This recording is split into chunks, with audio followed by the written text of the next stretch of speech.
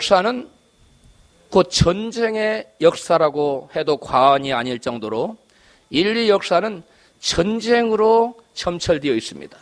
역사 가운데 전쟁 얘기를 빼버리면 거의 많은 부분이 축소가 돼버립니다.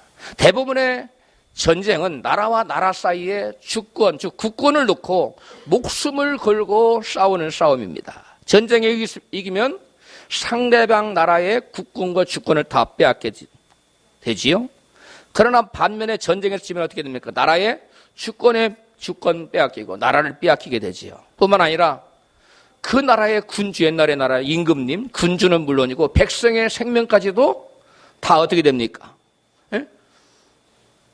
전쟁에서 이긴 나라에게 그 손에 달린 거예요. 그 백성의 생명마저도 잃느냐 잃지 못하느냐, 보존하느냐 고존하지 못하느냐를 결정짓는 것이 전쟁의 승패에 따른 것입니다. 눈에 보이는 이 세상의 전쟁뿐만 아니라 눈에 보이지 않는 영적인 전쟁도 같은 이치입니다. 영적인 나라도 하나님이 다스리는 하나님의 나라와 백성이 있는가 하면 마귀가 다스리는 마귀 나라와 마귀의 백성도 있습니다.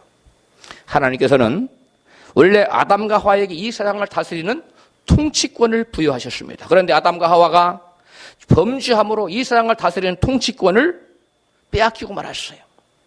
누가복음 4장 5절 이하에 나옵니다. 같이 읽습니다. 마귀가 또 예수를 이끌고 올라가서 순식간에 천한 만국을 보이며 가로되 이 모든 권세와 그 영광을 내가 네게 주리라. 이것은 내게 넘겨준 것이므로 나의 원하는 자에게 주노라. 아멘. 누가 누구에게 이 세상을 다스리는 권세를 줬어요?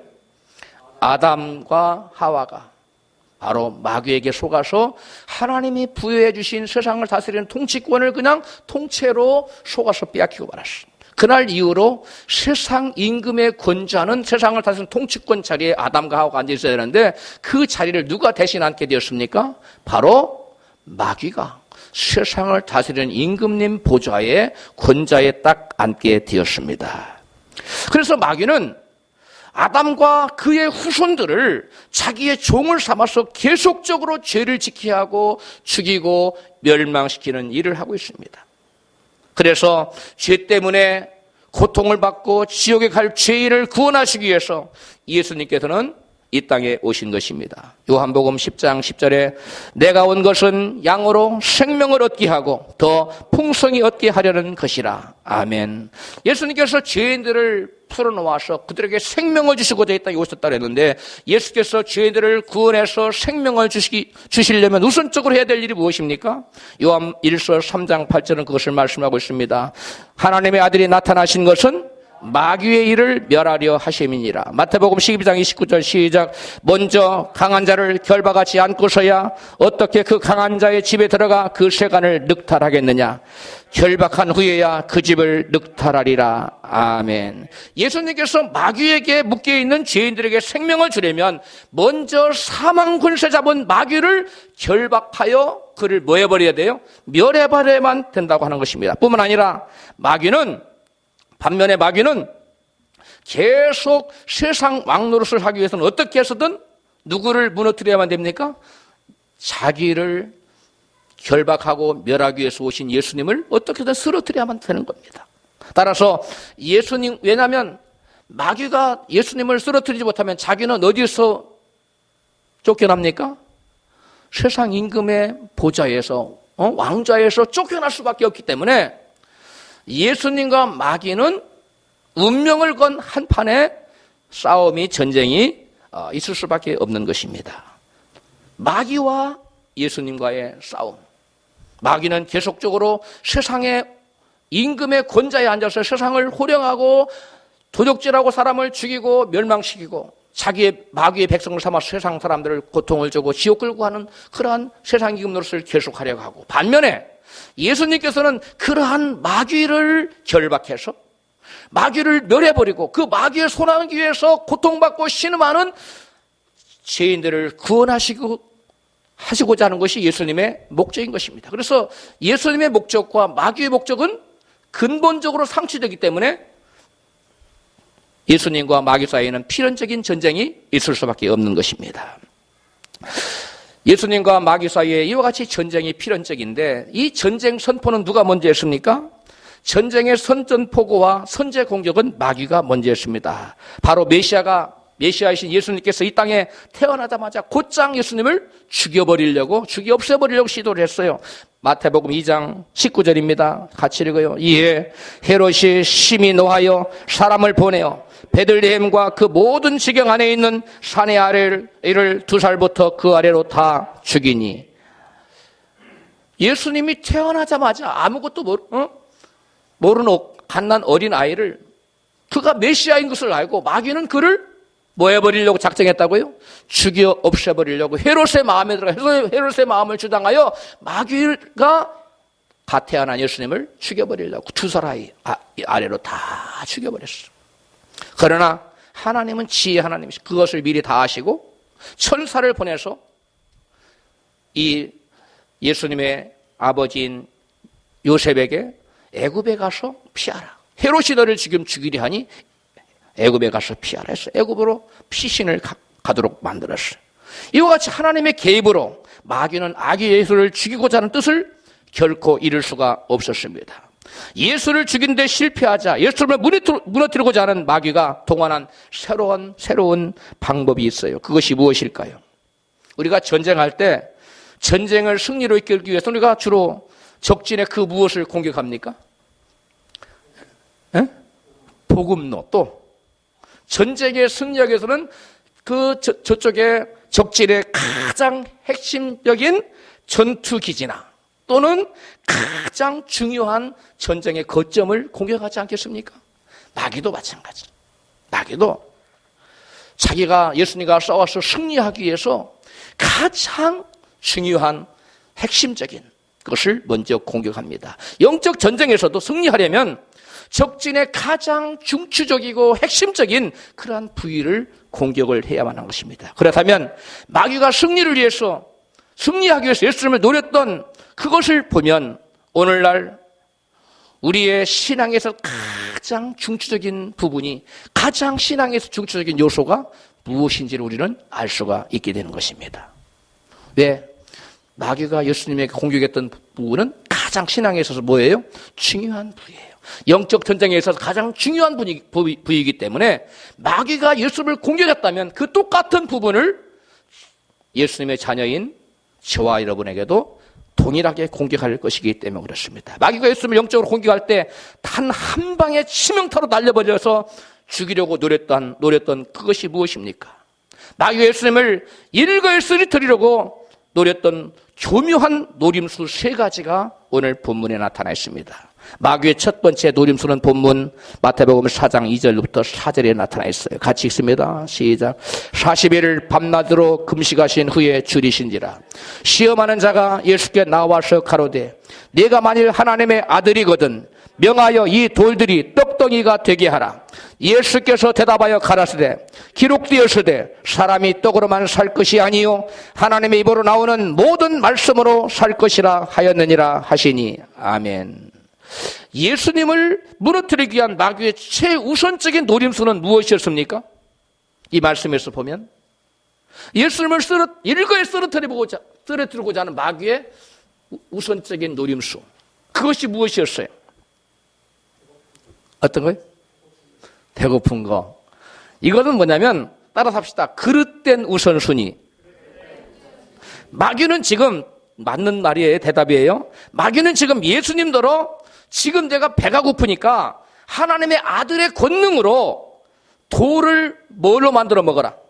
떡을 만들어 먹어라. 다시 말해서 마귀는 하나님의 아들로서 가진 권능을 가지고 우선적으로 육체적인 무엇을 채우라는 거예요? 욕망을 채우라고 지금 유혹하고 있는 것입니다.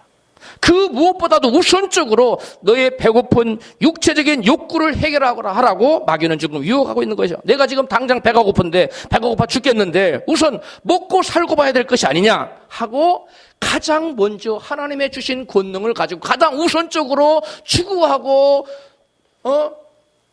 얻고자 하도록 하는 것이 바로 뭐냐면 너의 배고픈 육체적인 욕구를 추구하라는 것입니다. 그러나 하나님께서는 그렇게 말씀하시지 않습니다. 마태복음 6장 31절입니다. 같이 읽어요. 시작.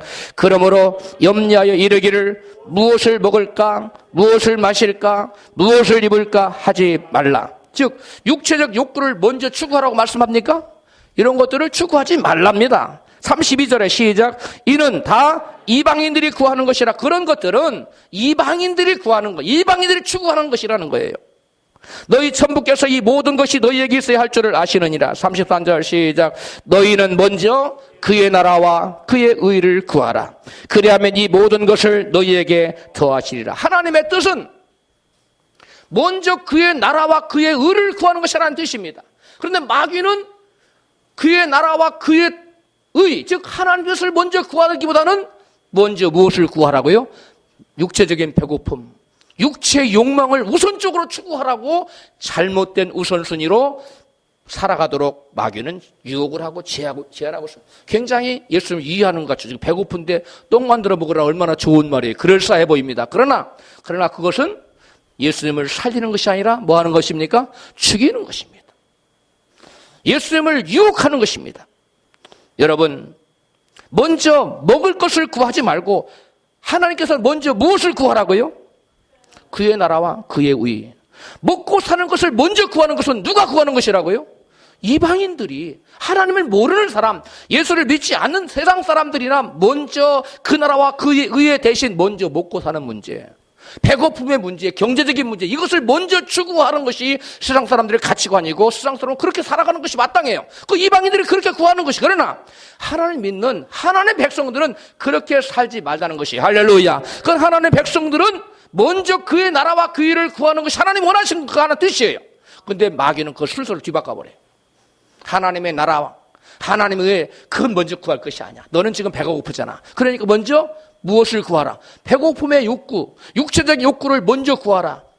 이와 같이 육체적인 것을 우선시하는, 그것을 먼저 추구하도록 하는, 우리 인간의 살아가는 데 있어서 삶의 우선순위를 뒤바꿔버리는, 그것이 마귀가 최우선적으로 예수님을 무너뜨리고자 했던 여러분 공격 포인트였습니다. 할렐루야. 여러분, 예수님이 가장 지금 배가 고프잖아요. 그 허점을 노린 겁니다. 저와 여러분이 일상 살면서 경제적으로 굉장히 곤란함을 당할 때, 어려움을 당할 때 마귀가 와서 먼저 그 나라와 그이보다는 좀 말씀 떠나서 좀 죄원 치르면 눈 한번 딱 감고 죄 한번 딱 쳐. 그 돈이 몇 억이 딱 들어오니까. 이렇게 노릴 수 있다는 거예요. 이건 뭘 말하는 겁니까? 의를 먼저 추구하는 것이 아니라 뭘 먼저 추구하는 거예요? 육체적인 욕구를 먼저 추구하는 거예요. 마귀는 이러한 삶의 우선순위를 받고 천만금이 들어와도 우리는 먼저 그의 나라와 그 일을 붙잡아야 될 줄로 믿습니다. 그것을 먼저 추구해야 돼요. 그러나 마귀는 그 나라와 그 일은 중요하지 않아. 네가 지금 경제적으로 곤란한데, 네가 지금 형편이 어려운데, 하나님도 다 아시니까 먼저 너의 경제적인 어려운 문제를 먼저 해결해. 그리고 나중에 경제적으로 여유가 있거든. 그때 가서 말씀 추구하며 살아. 그때 가서 말씀 순종하며 살아. 그래도 돼. 말씀을 뒤바꿔버리는 거예요. 삶의 우선순위를 뒤바꿔버리는 거예요. 여러분, 저와 여러분 예수 믿는 사람들은 그 세상에 그 무엇을 준다 해도 하나님이 정하신 우선순위, 먼저 그 나라와 그 일을 구하는 저와 여러분 되어야 될 줄로 믿습니다. 이것이 믿음의 사람의 삶의 우선순위예요. 이게 믿음의 사람의 삶의 가치관입니다. 그런데 마귀는 이 삶의 가치관을 바꿔버리는 거예요. 삶의 우선순위를 뒤바꿔버리는 거예요. 먼저 세상 것을 추구하라. 너의 물질적인 욕구를 해결하거라. 너의 육체적인 욕구를 해결하거라. 이것이 너의 급선무가 아니냐. 그러나 하나님은 그렇게 말씀하잖아요. 너희는 먼저 그의 나라와 그의 의를 구하라. 그리하면 너의 육체적인 욕구, 너의 세상에 필요한 거 내가 다 알고 시시때때로 필요 적절하게 네가 구하는 것이나 생각하는 것보다 더 넘치도록 내가 너희 다 채울 거야. 할렐루야. 이것이 우리 하나님의 약속입니다. 여러분, 우리가 하나님의 약속을 지키지 않고 약속을 어기면 하나님은 우리가 원하는 거 주지 않아요. 우리가 먼저 그 나라 그를 제껴놓고 우리 육체적인 욕구를 추구한다고 해서 우리가 얻고자 하는 것이 우리 손에게 주어지는 게 아니에요.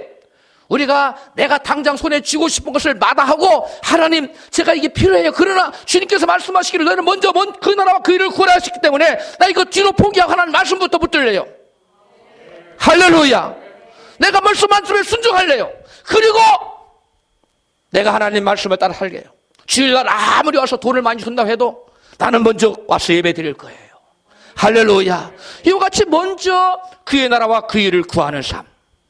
이런 삶을 살아야 하나님이 기뻐하시고 하나님께 그들에게 복을 주시는데, 마귀는 그걸 하나님께서 원하는 것을 알고 하나님이 원치 않는 우선순위로 삶의 우선순위를 쫙 바꿔버렸어. 할렐루야. 우리는 어떠한 경우에도 우선순위를 바꿔서는 안 될 줄로 믿습니다. 우선순위를 바꾸면 어떻게 될까요? 갈라디아서 5장 16절 이하에 바울은 말합니다. 시작. 내가 이르노니 너희는 성령을 쫓아 행하라. 그리하면 육체의 욕심을 이루지 아니하리라. 육체의 소욕은 성령을 거스리고 성령의 소욕은 육체를 거스리나니 이 둘이 서로 대적하므로 너희의 원하는 것을 하지 못하게 하려 함이니라. 아멘. 우리가 육체의 욕망을 먼저 추구하면 그것을 여러분 구하는 삶을 살아가게 되면 진정 우리가 원하는 것을 이루게 된다, 못 이루게 된다. 여기 너희 원하는 것을 하지 못하게 한다고 했잖아요. 삶의 우선순위를 나의 육체의 소욕을 먼저 추구해버리면 성령의 소욕, 즉 먼저 그의 나라와 그 일을 구하는 하나님의 소욕, 하나님의 뜻을 뒷전에 가버리기 때문에 우리가 진정 원하는 것을 이루지 못하도록 그것이 막아버린다는 거예요. 할렐루야. 예수님이 하시고자 하는 구원 사역의 그 일을 하지 못하게 하려고 예수님이 원하는 바가 뭐예요? 죄인들을 지어서 구원하는 거 아니야. 그거 하고 이 땅에 오셨잖아요. 그것을 못하게 하기 위해서 마귀는 우선순위를 딱 바꿔서 성령의 소욕을 쫓지 않고 무슨 소욕을 쫓아 살도록, 육체의 소욕을 쫓아 살도록 우선순위를 바꿔버려요. 그럼 예수님이 하고자 하는 일이 이루어집니까? 아니죠. 예수님의 모든 계획은 수포로 돌아가고 말아요. 왜? 잘못된 삶의 우선순위와 잘못된 삶의 가치관은 여러분, 그분이 원하셨던 그 어떠한 일도 이룰 수 없도록 만들어버려요. 마귀는 그걸 너무나 잘 알고 있었기 때문에 먼저 그 나라와 그위보다는 너의 배고픈 문제, 육체의 소욕, 육체의 욕망, 육체적인 갈증, 이거부터 해결하라. 여러분, 우리가 세상을 살다 보면 육체적인 갈증이 얼마나 많아요. 어떤 사람은 돈이 목마르고, 어떤 사람은 건강, 어떤 사람은 사랑, 어떤 사람은 가정의 평강, 여러 가지 문제가, 어떤 사람은 직장의 문제, 성공의 문제, 성공에 목마른 사람도 많고, 돈에 목마른 사람도 많고, 얼마나 문제가 많아요. 육체의 소욕이 얼마나 많습니까? 그러나 하나님은 그것부터 쫓아가지 말라는 거예요. 뭐부터 쫓아가라? 그의 나라와 그의 의, 말씀 먼저 쫓아가라는 거예요. 먼저 예배부터 드리고, 먼저 하나님도 찾고, 먼저 하나님의 얼굴부터 구하라는 겁니다. 할렐루야. 그렇게 되면 내가 너희들에게 필요한 모든 것을 주겠다는 겁니다. 할렐루야. 여러분, 우리가 육신의 욕망을 먼저 추구하려 살면 그 결과가 어떻게 될까요? 로마서 8장 4절 이하에 이같이 증거합니다. 시작. 육신에 쫓는 자는 육신의 일을, 영을 쫓는 자는 영의 일을 생각하나니 육신의 생각은 사망이요 영의 생각은 생명과 평안이니라. 육신의 생각은 하나님과 원수가 되나니 이는 하나님의 법에 굴복지 아니할 뿐 아니라 할 수도 없음이라. 육신에 있는 자들은 하나님을 기쁘시게 할 수 없느니라. 12절. 그러므로 형제들아, 우리가 빚진 자로 돼 육신에게 져서 육신대로 살 것이 아니니라. 너희가 육신대로 살면 반드시 죽을 것이로되 영으로서 몸의 행실을 죽이면 살리니. 할렐루야. 육체의 욕망을 쫓아 사는 자의 결과가 무엇이라고 말씀하고 있습니까? 첫 번째, 누구를 기쁘시게 할 수 없다? 하나님을 기쁘시게 할 수 없다는 겁니다. 그 다음에 하나님과 뭐가 돼요? 원수가 된다는 것입니다. 육신을 쫓아 사는 사람은. 그 다음에 뭐라고 합니까? 사망을 당한다는 거예요. 죽임을 당한다는 거예요. 즉 뭐예요? 영원한 지옥에 떨어진다는 거예요. 우리 옆에 계신 분에게 육신의 욕망을 쫓아 살지 맙시다. 그러면 누구의 소욕을 쫓아 살아야 돼요? 성령의 소욕을 쫓아 살아야 돼요. 성령의 소욕은 뭐냐? 저와 여러분들이 먼저 그 나라와 그 일을 구하는 것이 성령님의 뜻이에요. 할렐루야. 우리가 먼저 그 나라와 그 일을 구하면 우리가 원하는 것, 우리가 바라는 것 하나님 다 주시겠다는 거예요. 그러므로 저와 여러분은 성령의 권면, 성령의 감동, 성령의 소욕을 쫓아서 우리가 살아가야 될 줄로 믿습니다. 이제 예수님을 무너뜨리고자 하는 마귀의 교묘한 노림수가 확연하게 드러났지요? 볼륨을 낮추지 마세요. 무엇입니까? 성령의 소원보다 육체가 원하는 것을 먼저 추구하라. 그리고 육체의 만족을 위해서 하나님의 권능을 사용하라. 이것이 바로 마귀가 노리는 노림수입니다. 따라 할까요? 육체에 원하는 것을 먼저 추구하라. 그것이 뭐 육체적인 욕망, 물질적인 것, 세상적인 거 먼저 추구하라는. 그 다음에 육체적인 만족을 위해서 하나님 주신 권능과 은사들을 너의 그 개인적인 만족을 위해서 쓰라. 이것이 바로 마귀가 예수님을 무너뜨리기 위한 첫 번째 여러분 노림수였습니다. 두 번째 마귀가 예수님을 무너뜨리고자 하는 또 다른 노림수는 무엇입니까? 본문 마태복음 4장 4절에 나타나 있습니다. 시작. 예수께서 대답하여 가라사대 기록되었으되 사람이 떡으로만 살 것이 아니요 하나님 입으로 나온 모든 말씀으로 살 것이니라 하였느니라 하시니, 이 말씀에 드러난 마귀의 노림수는 무엇입니까? 여기 드러난 마귀의 노림수는 뭐예요? 그릇된 삶의 방식입니다. 마귀에 따라 살까요? 그릇된 삶의 방식. 마귀의 노림수는 예수님으로 하여금 환경에 굴복하며 살아가라, 환경의 지배를 받고 살아가라, 환경을 의지하며 살아가라, 이와 같이 마귀는 지금 유혹하고 있는 거예요. 그러나 예수님은 마귀의 환경에 의지해서 살아가고 물질에 의지해서 살아가라는 그러한 제안을 철저히 물리치십니다. 사람의 삶의 수단이 떡덩이, 즉 물질과 같은 환경의 좌우에서는 된다 안 된다? 안 된다고 예수님은 말씀하시는 거예요. 대신 하나님의 말씀이 나의 삶의 방식이 되어야 되고, 우리가 하나님 말씀에 의지하여 사는, 그래서 말씀에 인도받는 삶을 살아야 된다는 것이 바로 예수님의 주장인 것이. 할렐루야. 마귀는 무엇에 의지해서 살아라? 환경 따라 살아라. 물결 치는 대로, 바람 부는 대로 환경의 지배를 받고, 네 앞에 산이 있어 그러면 가지 마, 빙 돌아, 멈춰서. 이렇게 마귀는 환경에 지배받는 삶을 살아라. 그러나 예수님은 산이 있어, 이 산을 명하여 저 바다에 던지거나 말아라. 네 앞에 뽕나무가 있어서 가지 못하여, 그런 뽕나무가 뿌리 뽑혀서 저 바다에 심구나 명하라. 이렇게 예수님은 환경을 구애받지 말고 환경을 말씀으로 다스리며 치고 나가라는 거예요. 할렐루야. 이게 바로 마귀가 가르쳐준 삶의 방식과 예수께서 우리에게 가르쳐준 삶의 방식이 전혀 다르다는 거예요.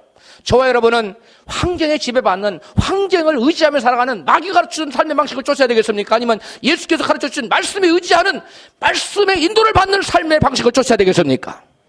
우리는 말씀에 인도 안 받는 삶의 방식을 쫓아야 돼요. 이스라엘에 12 정탐꾼이 있었는데 그 중에 10 정탐꾼은 물질적인 환경을 보고 낙담하여 우리가 한 장관을 세워서 저 애굽으로 돌아가자, 우리는 저 석통을 능히 취할 수 없다, 이와 같이 환경에 의지해서 말했습니다. 그러나 여호수아와 갈렙은 하나님의 말씀을 믿고 말씀에 의지하여 하나님이 우리와 함께 하시고 우리가 능히 이길 수 있다, 우리가 가서 저 땅을 취하자. 할렐루야. 이것이 바로 여호수아와 갈렙이 여러분 말씀을 의지해서 환경을 바라보지 않고, 환경적으로는 여러분 100번 싸워서 100번 질 수밖에 없는 그런 구조입니다. 그러한 환경이에요. 그러나 그러한 환경에 여호수아와 갈렙은 뒤로 물러서지 않았어.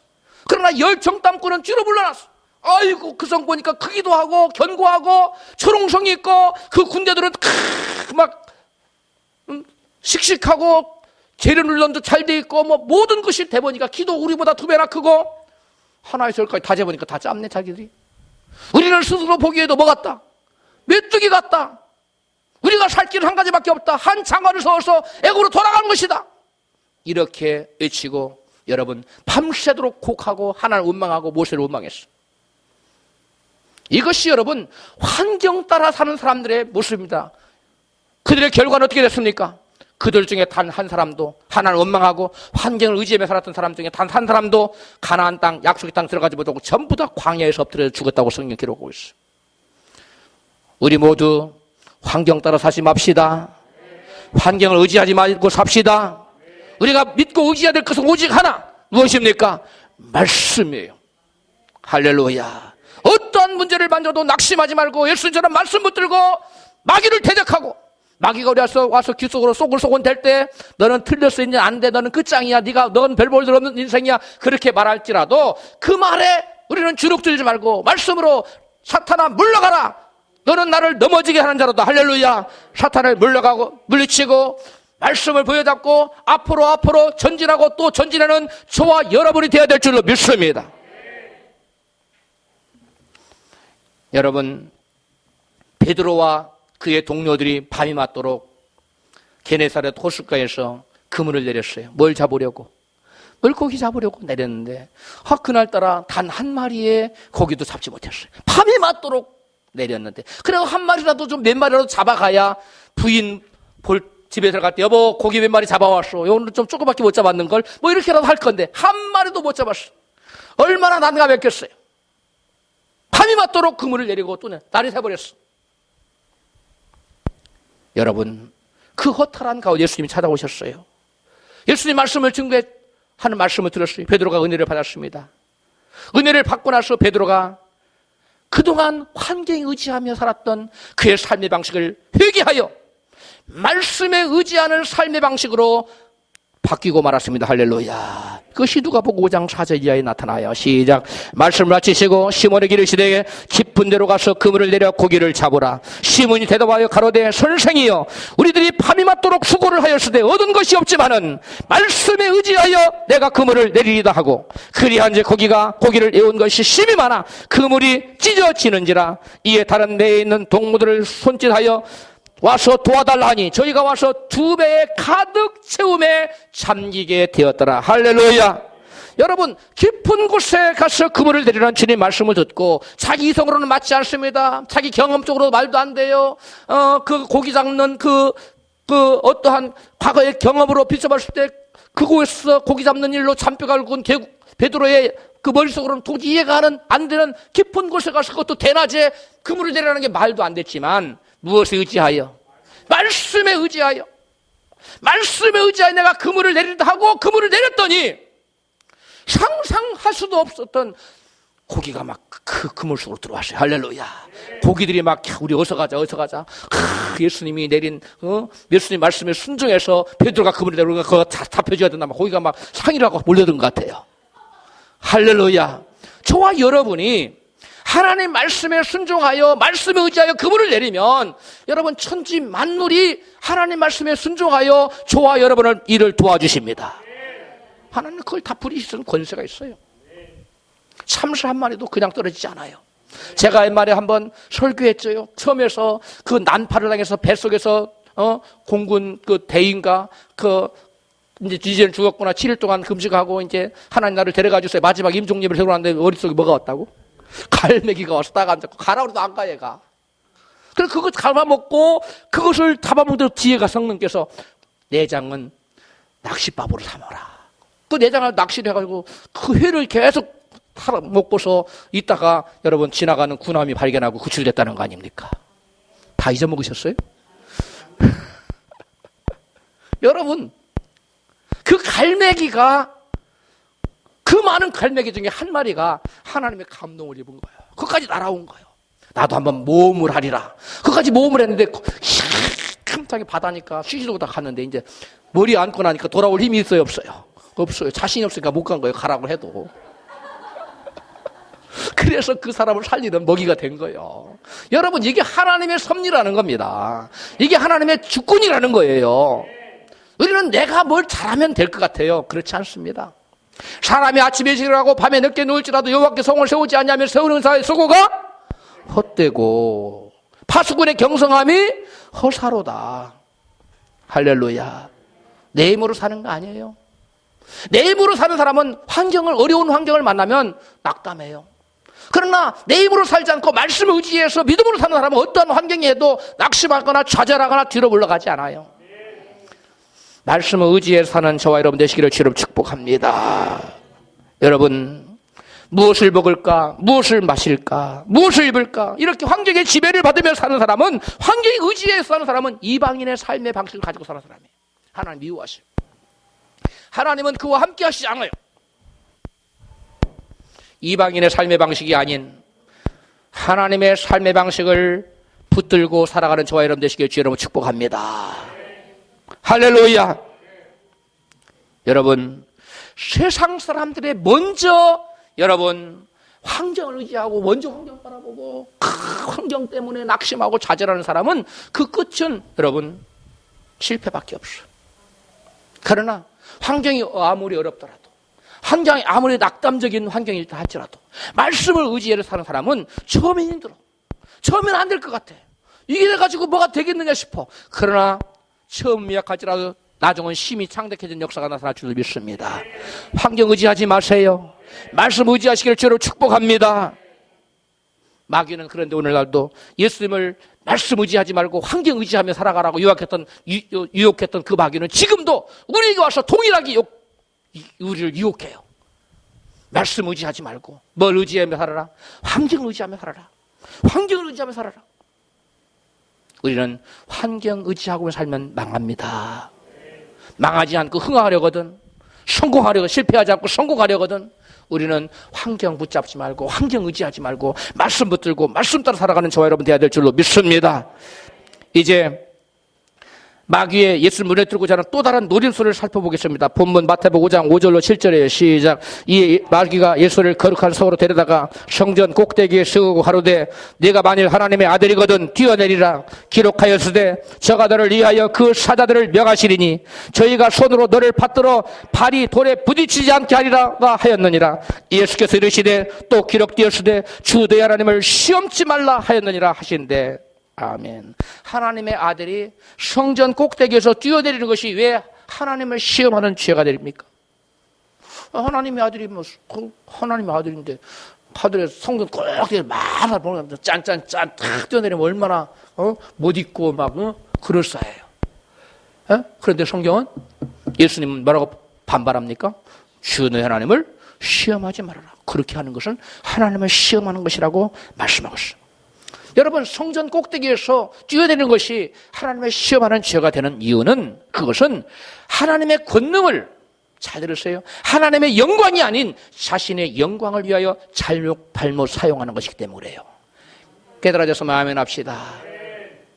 여러분, 우리가 하나님께서 우리에게 주신 은사와 권능과 재능과 이 모든 것들을 하나님의 영광이 아닌 무엇을 위해서? 나의 영광을 위해서 쓰면 그것이 하나님을 시험하는 것이 된다는 거예요. 마귀는 시편 91편 12절 말씀, 저희가 그 손으로 너를 붙들어 발이 돌에 부딪히지 않게 하리로라는 말씀까지 인용하면서 예수님을 시험하고 있어요. 이 시편 91편 말씀은 마가복음 16장 말씀처럼 하나님의 자녀들 하나님이 철저히 보호하시겠다는 은유적인 표현이에요. 은유적인 표현. 마가복음 16장 18절 시작. 믿는 자들에게는 이런 표적이 따르리니 뱀을 집으며 무슨 독을 마실지라도 해를 받지 아니하며. 아멘. 여러분, 사도행전 28장에 보면 사울이 그 풍랑을 만나 밀라도 섬에 다다르잖아요. 그 섬에서 그 불을 쬐고 있는데 그 불 속에 있던 독사가 너무 뜨거우니까 툭 튀어나가서 바울 손을 탁 물고 있는 거예요. 독사가. 그럼 토인들이 야, 저가 사형한 자로다. 바다에서는 구원을 받았는데 하나님의 의가 저를 살려주지 않는구나. 공의가 살려주지 않는 거라서 곧 있다 폭 쓰러지거나 죽을 줄 알았는데 그 똑도 안 해. 털털 털어보니까 끝이야. 왜 그랬어요? 무슨 독을 마실지라도 뭐하지 아니하며 해를 받지 않는 그 말씀이 이루어진 겁니다. 그런데 만일 바울이 토인들 앞에 내가 하나님 믿는 사람이야. 그래서 일부러 독사가 지나가는데 독사에다 물어라. 딱 갖다 물을 써. 나는 그 해를 받지 않아. 그러면 어떻게 됐을까요? 그러면 바울 죽어요. 여러분, 어떤 사람이 나는 예수 믿는 사람이야, 믿는 자 이런 표적이 따른다고 그랬어. 무슨 독을 마시 해를 도는 줄 아는, 나 농약 마실래, 농약. 너희들 봐, 내가 뭐가 없고 사는 거. 그럼 살까요, 죽을까요? 그럼 물어보면 잔소리죠. 그건 만용이라고 그래. 하나님 시험하는 거예요, 그게. 응? 그런데 어떤 불신자가 말씀이 사실인지 아닌지 내가 확인하겠다. 강제로 농약을 먹였어요. 믿는 자를. 그러면 그 농약 먹은 사람, 강제로 먹임을 당한 사람은 죽을까요, 살까요? 네, 당했어요. 난 안 마시고 싶은데 저 사람이 성경 말씀에 무슨 독을 마실지라도 네가 믿는 성경에 해를 받지 않는다 그러니까 너 한번 마셔봐. 막 강제로 먹였어요. 살까요, 죽을까요? 성경이 아니라 실제로 그런 일이 있었습니다. 윤석전 목사님 아버님이, 그 윤석전 목사님 어머님이 예수를 열심히 믿으니까 화가 났어요. 아무리 믿으려도 안 되니까 술을 거나하게 먹고 와서 질질 끌고 동네 사람들 다 보인대로 끌고 갔어요. 자기 부인 머리채를 끌고 농약 한 병을 들고 갔어요. 네가 믿는 성경에 무슨 독을 마시든 해를 받지 않는다고 기록되어 있던데 마셔. 마시면 네가 해를 받자고 네가 살면 나도 예수 믿을게. 그러니까 윤석전 목사님 어머니 쏙 빠져버렸어요. 죽었을까요, 살았을까요? 살았습니다. 아무런 해치를 받지 않으니까 그 윤석주 목사님 아버님이 회개하고 예수 믿었다는 겁니다. 그건 하나님 시험한 게 아니에요. 강제로 그 하나님 말씀 임하는 거예요. 그건 하나님 시험한 게 아닌데 내가 한번 뽐내려고 자기를 과시하기 위해서 마시면 죽어요. 그런 어리석은 짓 하지 마세요. 그 100% 죽습니다. 죽는 거 한번 사는 거 파자. 목숨을 걸고 도박하지 마세요. 여러분 실제로 그런 일이 있었어요. 삼각산에서 기도원에서 기도를 많이 하고 홍수가 났어요. 내려오는데 세 자매가 물이 막 강물을 이루니까 베드로가 바다를 건넜는데 우리도 걷자. 그래서 셋이 물속으로 새벽적 들어가서 물에 홍수에 빨려서 죽었을까요? 살았을까요? 죽었지요. 그게 바로 하나님 시험하는 거예요. 그건 여러분 하나님의 영광을 드러내는 게 아니에요. 여러분 우리는 이스라엘 백성들은 자기들 뜻대로 안 되면 마귀가 주는 생각을 받아들여서 모세를 지도자, 영적 지도자 모세를 원망하고 하나님을 시험했어요. 민수기 14장 22절에 시작. 나의 이적을 보고도 이같이 10번이나 나를 시험하고 내 목소리를 청종치 아니한 그 사람들은 내가 그 조상들에게 맹세한 땅을 결단코 보지 못할 것이요 또 나를 멸시하는 사람은 하나라도 그것을 보지 못하리라. 아멘. 여기 보니까 10번이나 나를 시험한 사람들을 뭐라고 했어요? 하나님 말씀을 청종치 아니한 사람들, 하나님 말씀을 하나 시험한 사람, 하나님을 시험한 사람들이에요. 그런 사람들도 하나님을 멸시하는 사람들이에요. 출애굽기 17장 2절 시작. 모세가 그들에게 이르되 너희가 어찌하여 나와 다투느냐? 너희가 어찌하여 여호와를 시험하느냐? 거기서 백성이 물에 가라매 그들이 모세를 대하여 원망하여 가로되 당신 어찌 우리를 애굽에서 인도하여 내어서 우리와 우리 자녀와 우리 생축으로 목말라 죽게 하느냐? 여기서 보니까 하나님을 시험하는 것이 뭐가 시험하는 거예요? 하나님의 지도자, 하나님의 종 모세와 다투는 사람. 이게 하나님 시험하는 거예요. 또 뭐예요? 모세를 대하여 뭐 하는 거예요? 원망하는. 이거 하나님 시험하는 거예요. 여러분 이 시험이라는 것을 사람들이 하나님을 시험한다는 걸 잘 들으세요. 하나님의 시험하는 거 가장 가까운 게 뭐냐면 내가 시험 든 거예요. 잘 보세요. 하나님을 시험하는 것은 곧 내가 뭐 하는 거다? 시험. 이스라엘 백성은 시험 들어서 계속 하나님을 원망하고 하나님을 시험하고 하나님께 불평하고 대적하고 당을 짓고 계속 지도자를 거스리고 성경을 전부 다 10번이나 이게 전부 다 10번을 찾아봤어요. 제가 설교 준비하면서 10번을 다 찾아봤더니 전부 다 뭐냐 지도자와 다투고 싸우고 원망하고 불순종하고 이것이 다 시험했다는 거예요. 사람들이 그렇죠. 나 지금 시험 들었어요. 나 시험 들었어. 나 건들지 마. 뭐 그런 사람들이 있어요. 그런 얘기를 아주 대수롭게 하는 사람들이 있어요. 그런 분들은요. 이 무엇이 과연 내가 하나님을 시험하는 것이며 내가 시험이 된다는 말이 얼마나 무서운 말인지를 모르기 때문에 그런 말을 막 대담하게 하는 거예요. 시험에 들었다는 말은 따라서 하나님을 시험한다는 것이요. 이거 하나님을 시험한다는 말이에요. 그 다음에 마귀의 생각을 받아들여서 마귀와 내가 지금 뭐가 됐다는 거예요? 하나가 됐다. 내가 마귀하고 연합했다. 내가 마귀 종 됐어. 내가 지금 마귀 종이니까 나 건들지 마. 그런 얘기예요. 예수님이 실제로 마귀의 생각을 받아들인 가롯 유다를 향하여 뭐라고 지칭했어요? 마귀라고 그랬어요. 요한복음 6장 70절 시작. 예수께서 대답하시되 내가 너희 12를 택하지 아니하였느냐? 그러나 너희 중에 한 사람은 마귀니라. 마귀가 가롯 유다의 마음속에 무엇을 집어넣었다? 예수를 팔려는 생각을 집어넣었더라. 그러니까 마귀의 생각이 여러분 엉뚱한 생각이 들어오거든. 아 그래 나도 그렇게 생각해 동감이야. 그렇게 받아들이면 여러분 예수님이 볼 땐 마귀구나. 얘가 지금 마귀가 됐네. 그거예요. 성경은 그것을 문둥병이라고도 하기도. 예수님은 그런 것을 마귀라고 그래요. 악한 생각이 들어오거든 물리치세요. 물을 지킬 만한 것보다 뭘 지켜라? 내 마음을 지켜라. 생명의 근원 여기서 난다. 이에서 난다. 마음 지키세요. 여러분 마음속에 마귀 생각 받아들이지 마세요. 원망하는 생각을 받아들이지 마세요. 불평하는 생각을 받아들이지 마세요. 거역하라고 하는 권위에 거역하라고 하는 생각을 받아들이지 마세요. 하나님의 말씀에 불순종하라는 생각을 받아들이지 마세요. 받아들이는 순간 마귀 하나 돼버리는 거예요. 마귀는 아 제가 마귀가 됐구나. 예수님은 그렇게 보세요. 시험 들었다는 말이 무서워요 안 무서워요? 이거 마음에 무서워요. 거기서 빨리 돌이키지 않으면 여러분 영원토록 가는 거예요. 무서운 얘기입니다. 성경에서 하나님을 시험한다는 말이 따라합시다. 하나님 말씀을 청종하지 않는 것, 권위를 거스리는 것, 원망하고 불평하는 것, 이런 것들을 대체적으로 성경은 하나님을 시험하는 것이라고 기록하고 있어요. 그러면 과연 어떤 사람들이 하나님을 시험하고 자신이 시험에 빠져들까요? 따라합시다. 하나님의 영광이 아닌 자신의 영광을 구하는 자. 이런 사람들은 하나님 시험하는 자예요. 그리고 자신이 시험에 빠져들어요. 또 자기의 옛 자아가 죽지 않는 사람들, 그래서 자기의 유익을 추구하며 사는 사람들은 하나님 시험하는 자. 그리고 자기가 시험에 빠져요. 또 하나님 뜻보다는 자기 생각대로 되어지기를 원하는 사람들이 바로 하나님을 시험하고 자기가 시험에 빠집니다. 대표적인 사람이 누가 있어요? 나아만 장군. 나아만 장군 문둥병 들었잖아요. 에? 문둥병이 들어서 이스라엘의 선지자에게 나아갔지요. 선지자한테 나가면 선지자가 나와서 막 공손하게 인사를 하고 장군이시여 어서 오십시오 환영을 하고 막 플랜카드를 걸어놓고 박수도 짠짠짠 환영부대도 있고 그 다음에 막 그렇게 할 줄 알았어요. 그리고 선지자가 치 나와서 핀경을 흔들면서 당처에 환처에 손을 탁 얹고 나사렛 예수 이름으로, 그때는 나사렛 예수 이름이 아니지, 여호와의 이름으로 기도를 해줄 줄 알았어요. 그런데 선지자가 코빼기도 안 비쳐, 나와보지도 않아, 플랜카드 하나 없어. 뭐가 상했어요? 뭐가 상했어요? 자존심이 상한 거예요. 여러분, 신앙생활할 때 자존심 죽이세요. 내가 이런 사람인데 나를 이렇게 대해? 목사님이 나를 이렇게 대해? 간사님이 나를 이렇게 대해? 여러분, 그런 마음을 가진 사람은 백발백중 시험에 들어요. 목사도 마찬가지예요. 내가 목사인데 성도가 나를 이렇게 대해? 여러분, 그게 여러분, 그런 무슨 감? 자존심. 그 알량한 자존심이 그 사람을 죽이는 거예요. 할렐루야.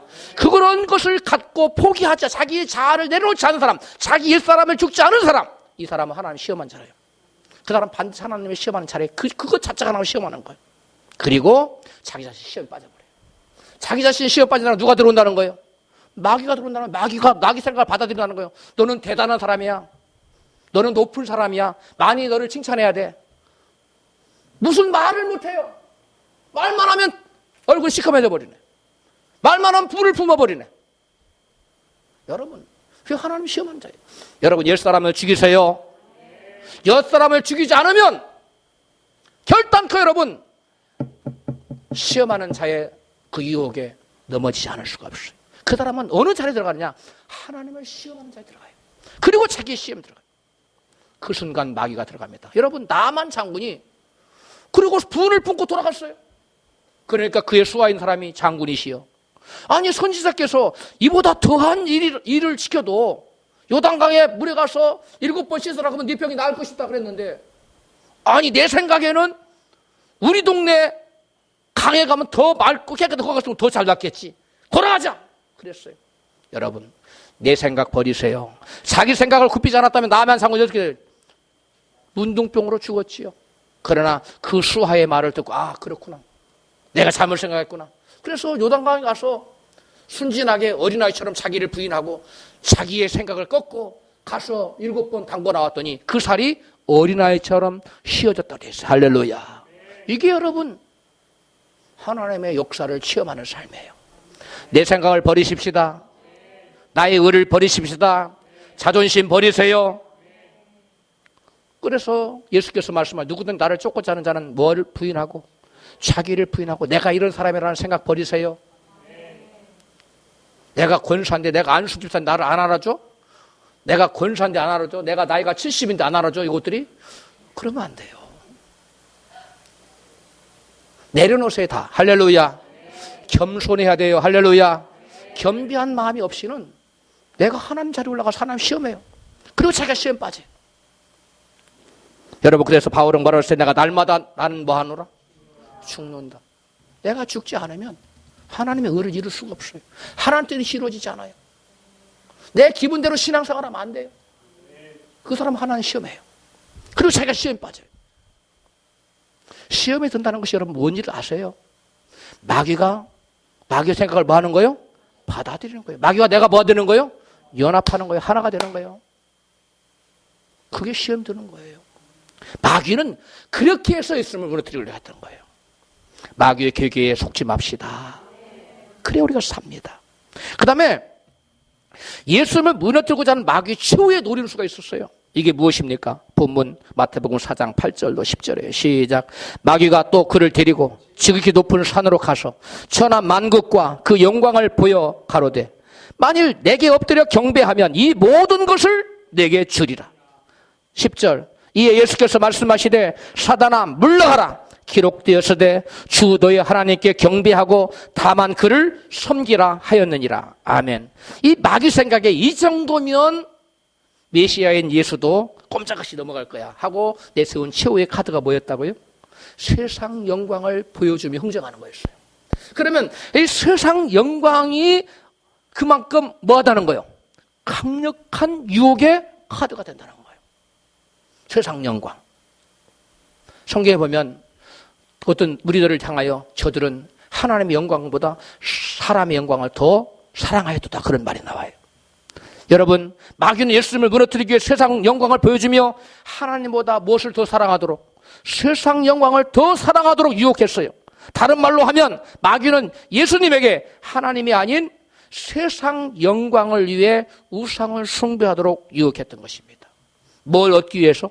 세상 영광을 위해서. 여러분, 우상이 뭐예요? 하나님보다 더 사랑하는 것, 하나님보다 더 우선시하는 것, 하나님보다 더 추구하는 것, 하나님보다 더 좋아하는 것, 하나님보다 더 관심 있는 것, 이거 우상이에요.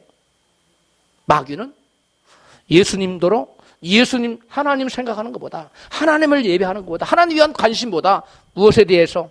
세상 영광에 대해서 더 관심을 갖고 더 거기에 마음을 쏟고 그것을 더 추구하고 그것을 더 사랑하라고 유혹했던 것입니다. 할렐루야. 결국 뭐예요? 예수님들은 뭘 숭배하라? 우상을 숭배하라고 요구했던 거예요. 여러분, 하나님 우리 인간을 지으신 목적이 뭡니까? 그리고 인간을 구원하신 목적이 뭡니까? 바로 하나님을 예배케 하는 거예요. 이사야 43장 21절, 이 백성은 내가 나를 위하여 지었나니 나의 찬송을 부르게 하려 함이니라. 22절, 그러나 야곱아 너는 내 번제의 양을 내게로 가져오지 아니하였고 내 제물로 나를 공경하지 아니하였느니라. 하나님 이스라엘 백성들을, 사람들을 찬송을 하나님 찬송하도록, 즉 하나님을 예배하고 제사하도록 지었어요. 그런데 제물 하나님의 영광 돌리지 않았다는 거예요. 출애굽기 5장 3절에 그들이 가로되 시브리인의 하나님 우리에게 나타나셨은즉 우리가 사흘 길쯤 광야에 가서 우리 하나님 여호와께 희생을 드리려 하오니 가기를 허락하소서. 희생은 세크리파이스, 제사예요. 뭘 드리려 한다고요?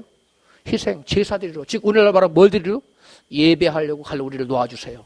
즉 애굽에 종살이 할 때 애굽의 종살이에서 풀려나고자 하는 목적이 바로 뭐였어요? 하나님을 예배하기 위해서 우리는 노예람을 받았다는 거예요. 우리가 구원받는 목적은 하나님을 예배하기 위해서입니다. 할렐루야. 다른 목적이 있어서는 안 돼요.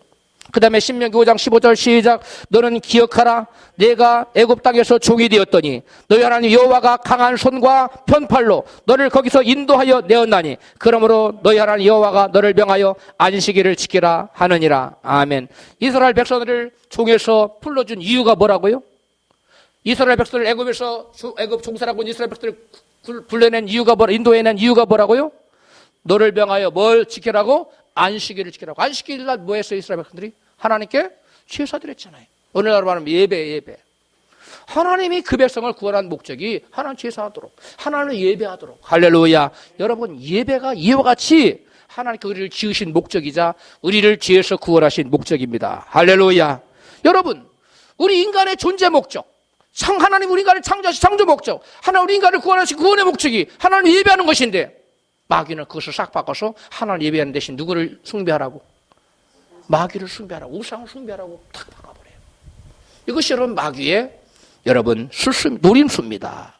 마귀가 하나님을 예배하지 못하도록 예수님을 유혹한 것은 바로 이 세상에 무엇을 사랑하도록? 세상의 영광을 사랑하도록 하는 것이었어요. 오늘날도 성도들을 무너뜨리기 위해서 마귀가 노리드는 것은 성도들 하여금 무엇을 사랑하도록? 세상 영광을 사랑하고 그것을 추구하며 그것을 막기 위해서 관심을 갖고 살아가도록 하는 것이에요. 그러므로 하나님을 예배하지 못하도록 마귀 유혹을 이겨내려면 우리는 무엇을 사랑해서는 안 됩니까? 결단코 세상을 사랑해서는 안 됩니다. 고린도후서 5장 15절입니다. 시작. 제가 모든 사람을 대신하여 죽으심은 산자들로 하여금 다시는 저희 자신을 위하여 살지 않고 오직 저희를 대신하여 죽었다가 다시 사신 자를 위하여 살게 하려 함이니라. 아멘. 예수님 외에, 예수님 우리를 위해서 죽었다가 다시 사신 것은 우리로 하여금, 구원받으려 하여금 누구를 위해 살도록 하기 위해서? 예수님의 영광을 위해서, 예수님을 위해서 살도록 하기 위해서 우리를 구원해 주셨다는 거예요. 할렐루야. 그럼 우리가 예수님 사랑하는 것 외에, 예수님을 예배하는 것 외에 다른 것을 추구하고 세상 영광을 더 추구하면 그것은 곧 뭐가 되어버린다? 우상 숭배가 되고 만다는 거예요. 오늘날 세상을 사랑한다는 말은 구체적으로 무엇을 말하는 것일까요? 그래, 우리가 세상을 사랑하지 말아야 우상 숭배하는 것이 아닌데. 세상을 사랑하는 것은 곧 우상 숭배예요. 그러면 세상을 사랑하지 않으면 세상 사랑하는 것이 뭔지 알아야 되겠지요? 요한일서 2장 16절에 나와 있어요. 시작. 이는 세상에 있는 모든 것이 육신의 정욕과 안목의 정욕과 이생의 자랑이니 다 아버지께로 쫓아온 것이 아니요 세상으로 쫓아온 것이라. 아멘. 육신의 정욕, 안목의 정욕, 이생의 자랑을 추구하는 삶, 곧 이것이 곧 세상 사랑하는 거예요. 따라 합시다. 육신의 정욕, 안목의 정욕, 이생의 자랑, 이런 것들을 막 추구하며 살아. 이것이 바로 세상 사랑하는 세상 사랑이에요. 영적인 일은 등한시하고 세상 일을 더 추구하고 세상에서 잘 되는 것, 이생의 자랑을 더 자랑거리로 삼는 그런 것이 바로 세상 사랑이라는 거예요. 이것은 곧 뭐가 된다? 우상 숭배가 된다는 겁니다. 할렐루야. 또한 하늘나라보다 이 세상에, 그리고 영적인 것보다 세상적인 것에 더 관심을 가지는 것이 곧 세상 사랑이에요. 또한 세상 사랑은 영적인 것보다 오늘날 세상의 문화, 영화, 연극, 가요, 드라마, 이런 세상적인 그 쾌락을 더 사랑하고 추구하는 것. 예배 드리는 게 더 재밌어요? 드라마 보는 게 더 재밌어요? 할렐루야. 우리 설사라도 자신 있게 예배. 예, 할렐루야. 박수 한번 쳐요, 박수. 예. 어떤 사람은 예배 시간에는 조는데 드라마를 볼 때는 밤새워도 졸리지 않아. 그 문제가 심각한 거예요. 드라마 볼 때는 졸려도 말씀을 들을 때는 막 눈이 초롱초롱 빛나야 됩니다. 이건 세상 사랑하는 사람이 아니에요. 세상 사랑하는 사람은 말씀 시간은 졸거나 자지만 드라마 볼 때는 졸려. 아, 재미없어. 여러분, 우리의 마음이 어디에 가 있냐는 거예요. 우리가 세상을 사랑하면 하나님을 예배할 수 없어요. 우리는 두 주인을 섬길 수 없었으면 분명히 말씀하세요. 세상이냐 하나님이냐 택일하세요. 여호수아가 이스라엘 백성에 말합니다. 나는 여호와만 섬기겠노라. 할렐루야. 여러분도 저도 여호와만 섬기는 우리 모두가 되십시다. 그래서 우리는 성경은 구원받은 성도들에게 이 세대를 본받지 말라고 이같이 말씀해요. 세상 풍속과 문화를 본받지 말라고 경고하고 있어요. 로마서 12장 2절 시작. 너희 몸을 하나님의 기뻐하시는 거룩한 산제사로 드리라. 이는 너희의 드릴 영적 예배니라. 너희는 이 세대를 본받지 말고 오직 마음을 새롭게 함으로 변화를 받으라. 할렐루야. 여러분, 거룩한 산제사가 뭐냐? 그 영적 드릴 예배라는 거예요. 그게 뭐냐? 이 세대를 본받아서는 그 영적 예배를 드릴 수가 없어요. 그러므로 변화를 받으라는 거예요.